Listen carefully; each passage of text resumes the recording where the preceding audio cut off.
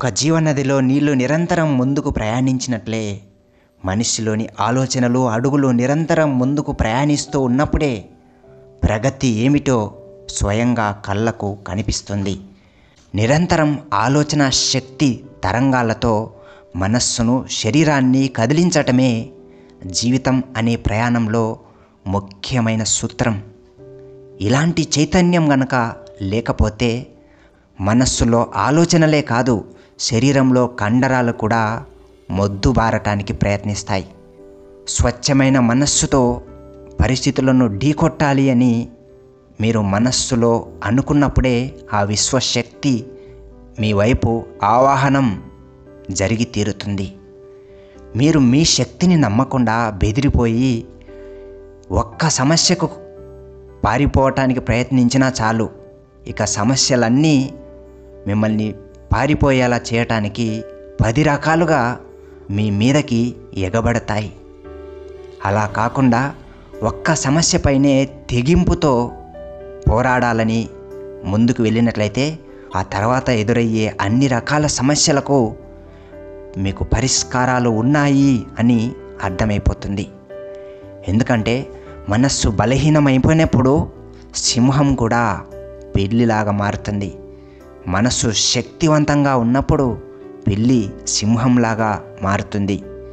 ఎలాంటి పనిలోనైనా ముందుకు సాగిపోతూ ఆశించిన ఫలితాలను రాబట్టుకోవాలి అంటే ఆత్మవిశ్వాసమే మీ యొక్క అసలైన ఆయుధమని గట్టిగా, బలంగా నమ్మండి. ఈ ప్రపంచ చరిత్ర మొత్తం కొంతమంది ఆత్మవిశ్వాసం కలిగిన మహావీరుల ద్వారానే తయారైంది అని మీరు ఇతిహాసాన్ని చూస్తే తప్పక అంగీకరించి తీరుతారు. ఆత్మవిశ్వాసం లేనప్పుడు ఒక వ్యక్తి ఎల్లప్పుడూ ఇతరుల సహాయం కోసం చేయి చాపుతూ ఉంటాడు.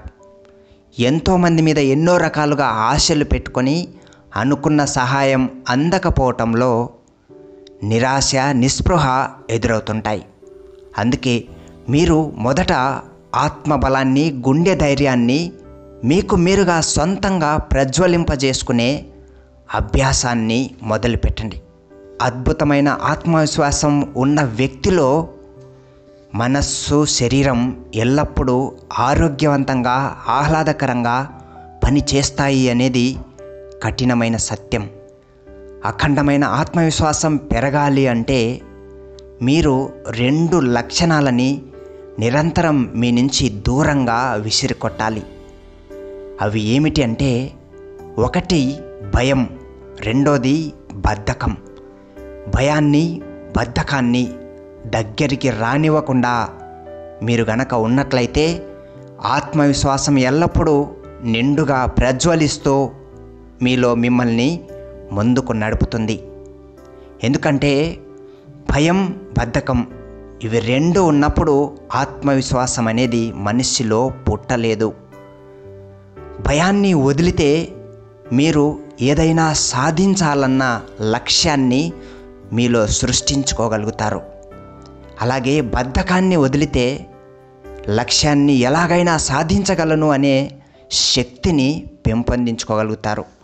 కాబట్టి భయం మరియు బద్ధకం ఈ రెండిటిని వదలటం వల్ల, భయాన్ని వదలటం, బద్ధకం వదలటం, ఈ రెండిటి వల్ల లక్ష్యం తెలుస్తుంది, లక్ష్య సాధన మార్గాలు తెలుస్తాయి. కాబట్టి ఒక మంచి లక్ష్యాన్ని ఎంచుకోవాలి అంటే మొట్టమొదట భయాన్ని విసిరికొట్టండి. కొండను ఢీకొట్టే సంకల్ప బలం, పిడుగులను ఎదిరించే ఆత్మధైర్యం మీ లోపల దాగి ఉన్నాయి అని వేదాంతం చెప్పిన వాక్యాన్ని హృదయానికి అంగీకరింపచేయండి. ఈ వాక్యాలను రోజుకు 2 సార్లైనా మీ హృదయంలో స్మరించండి. అత్యంత శక్తిని, అత్యంత చైతన్యాన్ని కలిగిన ఆత్మబలం మీలో ఉంది కాబట్టి 4 రకాల శక్తివంతమైన ఆలోచనలు చేయగానే ఆ ఆత్మబలం తరంగాలుగా మారి మీలో ధైర్యాన్ని, శక్తిని ప్రేరేపిస్తుంది. ఈ రకంగా మీలో మీరు శక్తిని సృష్టించే ఆలోచనలు చేసినప్పుడు భయం యొక్క తరంగాలు నశించిపోయి ఆత్మబలం నుంచి శక్తివంతమైన ఆలోచనల ద్వారా ధైర్యం యొక్క తరంగాలు పుట్టుకొస్తూ ఉంటాయి. ఈ ధైర్యం ద్వారా మీకు జీవితంలో ఏదైనా ఒక లక్ష్యాన్ని ఎంచుకోవాలి అనే తపన కలుగుతుంది. ఆ తపన ద్వారా మీరు అనేక రకాల విషయాల నుంచి ఏదో ఒక లక్ష్యాన్ని తప్పకుండా ఎంచుకోగలుగుతారు. ఈ రకంగా భయాన్ని వదలటం వల్ల లక్ష్యాన్ని స్పష్టంగా చూడటం అనే ఒక మంచి లాభాన్ని పొందుతారు. ఇక రెండోది బద్ధకం. బద్ధకం అనే శత్రువును తిప్పికొట్టినప్పుడే లక్ష్యాన్ని సాధించే ఒక శక్తి అనేది మీ శరీరంలో ఉద్భవిస్తుంది. బద్ధకాన్ని తరిమి కొట్టడం కోసం ఒక ప్రయత్నం చేయాలి. రోజుకి ఒక్కసారైనా మిమ్మల్ని మీరు హృదయంలో ప్రశ్నించుకోండి. మీ దినచర్యలో ఈరోజు లక్ష్య సాధన కోసం ఎన్ని పనులు చేశారు, ఎన్ని ఆలోచనల్ని లక్ష్యం వైపు నడిపించారు. లక్ష్య సాధన ఏమీ లేకపోతే అన్ని రకాల జంతు జీవులు, పశువులు, చెట్టు పుట్టలాగే ఈ రోజుని మీరు అన్ని జీవుల్లాగే అలా వ్యర్థంగా గడిపేశారు కదా అని హృదయాన్ని నిలదీయండి. మీ దినచర్య వ్యర్థంగా పోయింది అని మీ హృదయంలో మీరు ఒక్క క్షణం పశ్చాత్తాపం పడినప్పుడు వెంటనే మీరు గమనిస్తే ఒక చైతన్య తరంగం అనేది మీ హృదయం నుంచి పుట్టుకొస్తుంది.